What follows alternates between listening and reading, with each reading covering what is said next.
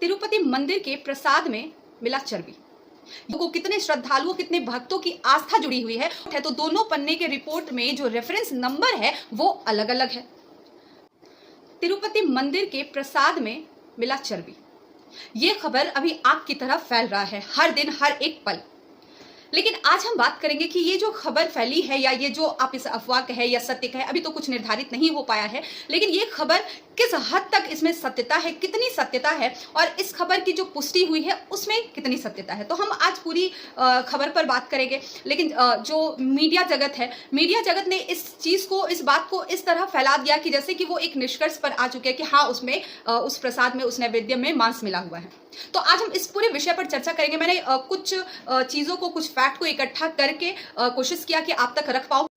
तो चलिए आज हम लोग बात करते हैं। इसलिए मैंने कहा कि मैं अपने सामने कुछ फैक्ट को लेकर बैठी हूं ताकि आपको भी अवगत करा सकूं और आप भी जाकर इन चीज़ों को देखें। देखिए, सबसे पहली बात कि आपने भी, अगर आप न्यूज़ देख रहे होंगे तो आपने भी देखा होगा कि न्यूज़ में भी कुछ रिपोर्ट्स शो किए जा रहे हैं और जो रिपोर्ट्स शो किए जा रहे हैं उन रिपोर्टों में आपने देखा होगा हाइलाइटर के थ्रू उसको हाईलाइट किया गया और बताया जा रहा है कि मतलब वो जो रिपोर्ट आई है तो उस रिपोर्ट से पता चल रहा है कि इसमें एनिमल फैट मिलाए जा रहे हैं, इसमें बीफ टलो है, इसमें फिश ऑयल है, इसमें पाम ऑयल है, तो ये सारी चीज़ें बताई जा रही है एज पर रिपोर्ट जो मीडिया में अभी चलाया जा रहा है। तो हम उस रिपोर्ट पर भी बात करेंगे कि उसमें कितनी सत्यता है। सबसे पहली बात कि अगर ऐसी कोई रिपोर्ट जब सामने आ गई है, जैसा कि अभी मीडिया में दिखाया जा रहा है, मीडिया जगत में अगर आप खोलेंगे तो हर न्यूज़ में आपको इजीली अवेलेबल हो जाएगा। तो अगर ये रिपोर्ट आ चुकी है तो अभी जो वहाँ के सीएम है चंद्रबाबू नायडू साहब, उन्होंने इसको लेकर अभी एक बार बयान तो दे दिया है, लेकिन फिर इस बात को लेकर उन्होंने किसी भी तरह का कोई कॉन्फ्रेंस क्यों नहीं किया? इस बात को लेकर उनको कॉन्फ्रेंस करनी चाहिए थी। और साथ ही साथ मैं बता दूं कि अगर जब रिपोर्ट में आ ही गया है कि उसमें उस घी में, जिस घी से लड्डू बनता है, उस घी में ऐसी चीजें पाई गई है, फैट्स पाए गए हैं, बीफ टलो पाए गए हैं, तो आपने अभी तक उस कंपनी का नाम का खुलासा क्यों नहीं किया? अगर ये चीजें सामने आ गई है तो इसका खुलासा होना चाहिए था, जनता को पता चलनी चाहिए थी कि आखिर कौन ये काम कर रहा है। पहली बात कि ये नहीं किया गया, अभी तक आपने किसी भी तरह का कॉन्फ्रेंस नहीं कराया।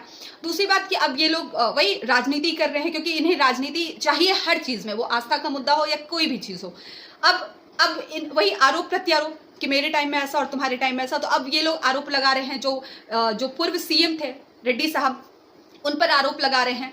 और सुनने में शायद खबर भी आ रहा है कि एफआईआर की मांग की जा रही है, मामला शायद सुप्रीम कोर्ट तक पहुंच गया है। अब जो भी इसमें सत्यता हो, जितनी भी सत्यता हो, अब देखिए हम बात करेंगे उन रिपोर्ट्स पर पहले कि जो रिपोर्ट्स आई है। और अगर आप रिपोर्ट्स को देखेंगे, वो जो रिपोर्ट वहाँ शो किया गया है, सबसे पहली बार उस रिपोर्ट में 2 पन्ने दिखाए गए हैं, ठीक है, उस रिपोर्ट्स में 2 पन्ने दिखाए गए हैं। और अगर कोई रिपोर्ट एक आएगा तो वो अगर 2 पन्ने का होगा या 4 पन्ने का, तो जो उसका रेफरेंस नंबर है वो तो एक ही होगा।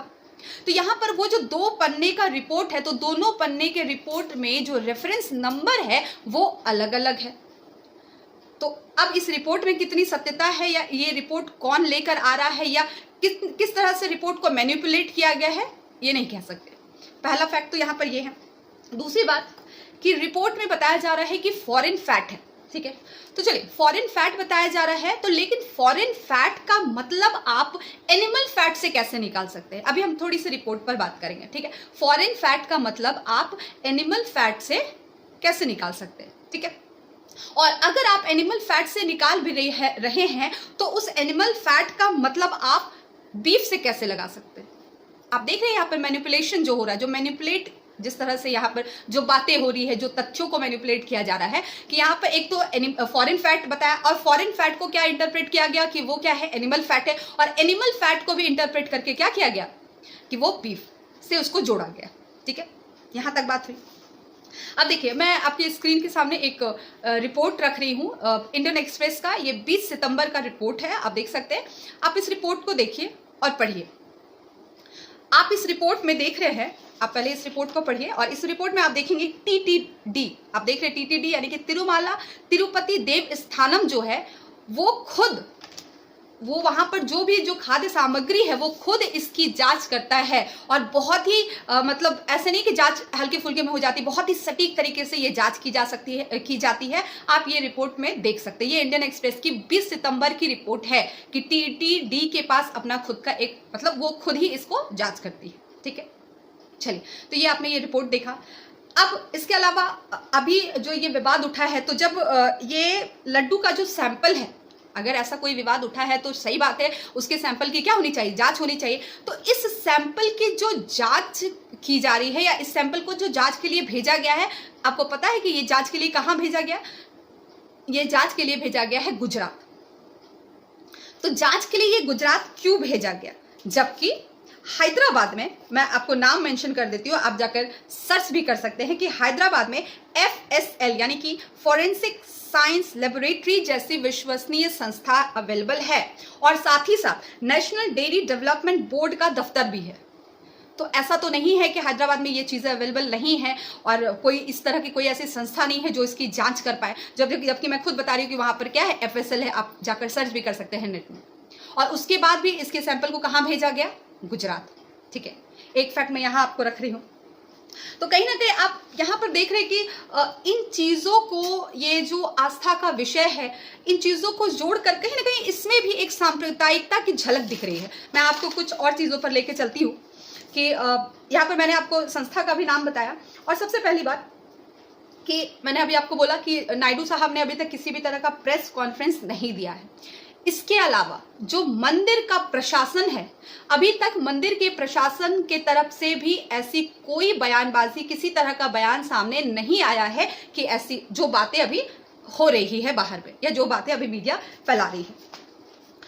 दूसरी बात, मैं आपको एक पॉइंट यहाँ पर रखना चाहती हूँ कि यहाँ पर हमारे नायडू साहब ने तो प्रेस कॉन्फ्रेंस नहीं किया, लेकिन रेड्डी साहब ने प्रेस कॉन्फ्रेंस किया, और उन्होंने विद फैक्ट्स बताया कि जैसा कि मैंने बोला कि जांच होती है इन चीजों की। तो उन्होंने बताया कि मंदिर में जो भी सैंपल जाता है, जैसे जो घी वगैरह जाता है या जो भी सैंपल्स जाते हैं, उसके जांच होता है। अब जांच कैसे कैसे और किस किस स्तर तक होता है वो मैं आपको एक एक करके यहाँ पर बताती हूँ।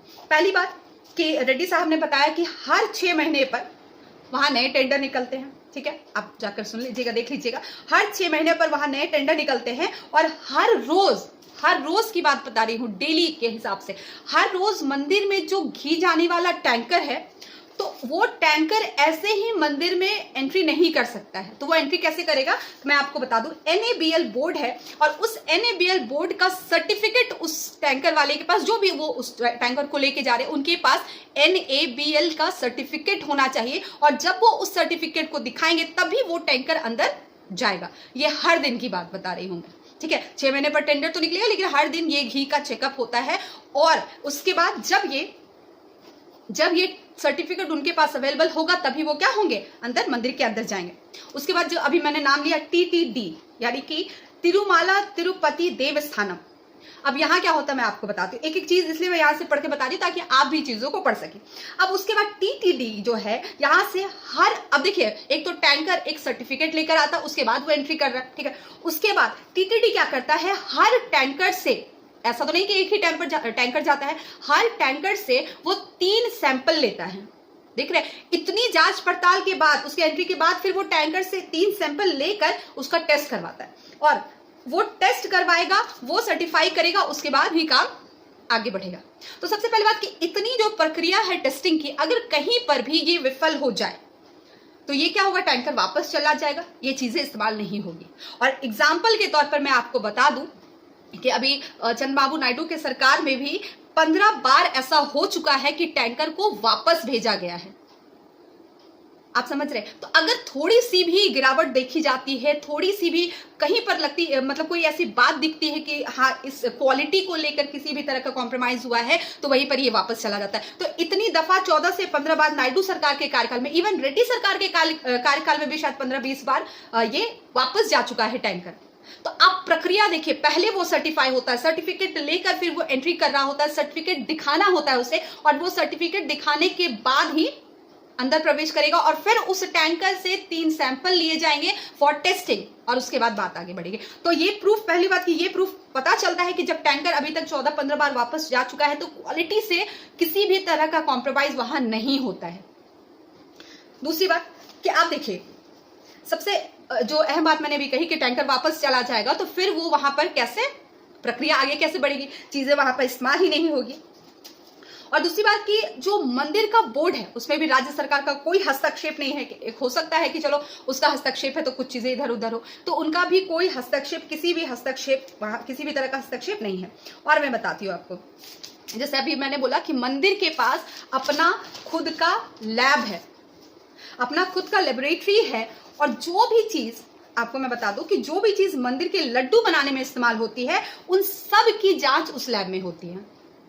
एक एक चीज, इवन मैं क्वालिटी पर तो बता ही रही हूं कि क्वालिटी में किसी भी तरह का कोई कॉम्प्रोमाइज नहीं होता है, नहीं किया जाता है। और इसके साथ ही जो क्वांटिटी यूज की जाएगी उस क्वांटिटी पर भी उतना ही ध्यान दिया जाता है जितना कि क्वालिटी पर। ये नहीं कि उसमें जो काजू या किशमिश या जो भी उसमें चीजें यूज की जा रही है उसको कैसे भी किसी भी क्वांटिटी में मिला दिया जाता है, नहीं, ऐसा बिल्कुल भी नहीं है। और लड्डू का सैंपल जो है वो नेशनल इंस्टीट्यूट ऑफ न्यूट्रिशन में जांच के लिए भेजा जाता है। फाइनली मैं आपको बता रही, देखिए यहां तक कि मैंने जो प्रक्रिया थी वो बताई कि कितना टेस्टिंग से गुजरा, वो सर्टिफाई करवा के आया, फिर सर्टिफिकेट लेके NABL का सर्टिफिकेट लेके वो एंट्री करता है टैंकर। उस टैंकर से 3 सैंपल लिए जाते हैं, फिर उसको सर्टिफाई किया जाता है और खुद मंदिर में क्या है, नेशनल इंस्टीट्यूट ऑफ न्यूट्रिशन, जो फिर लड्डू जो बन चुका होता है उसके सैंपल को वहां भेजा जाता है फॉर टेस्टिंग, उसके जांच के लिए। तो आप देख रहे हैं कि यहां पर कितनी सारी प्रक्रियाओं से ये लड्डू गुजर रहा है। और साथ ही साथ आपने अभी रिपोर्ट में देखा इंडियन एक्सप्रेस के, और मैं थोड़ा सा आपको यहाँ पर एक क्लिप दिखाना चाहती हूँ। मैं आपको क्लिप दिखाती हूँ। आपको ये भी पता है जो नैवेद्यम की हम बात कर रहे हैं, हैदराबाद की तिरुपति मंदिर की, और वही नैवेद्यम कहाँ पर बनता है आपको पता भी होगा, तो वो पटना में भी बनता है। पटना के महावीर मंदिर में आपको ये बात पता होगी, और नहीं होगी तो मैं बता दे रही हूँ कि पटना के महावीर मंदिर में भी ये नैवेद्यम प्रसाद बनता है, चढ़ता है। तो वहां के जो मुख्य संचालक है, मैं उनका क्लिप, अभी लेटेस्ट क्लिप आया है उनका, तो मैं उनका क्लिप आपको दिखा देना चाहती हूँ। एक बार आप उस क्लिप को देख लीजिए, उस क्लिप को सुन लीजिए कि वो क्या कह रहे हैं इस मामले में। आप एक बार प्लीज सुन लीजिए। अभी घी के बारे में जो तिरुपति में विवाद हुआ है वो मैं बतला देना चाहता हूँ कि हम लोग कर्नाटका मिल्क फेडरेशन से, जो कर्नाटक सरकार की एक इकाई है, उससे हम लोग घी लेते हैं। और यह गाय का घी देश का सबसे शुद्ध माना जाता है।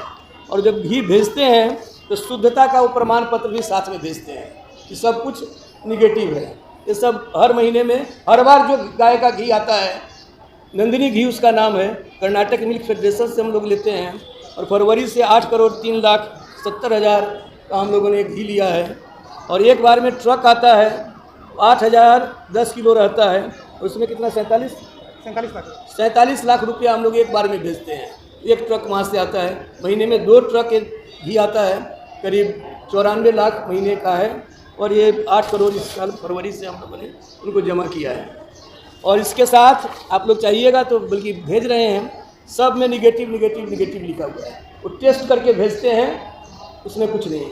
इसके अलावा लड्डू जो बनता है, तो लड्डू हम लोग हर 3 महीने पर दिल्ली से टेस्ट करा करके इसको मंगाते हैं। इसमें कोई भी सामान मिलावट का तो नहीं है।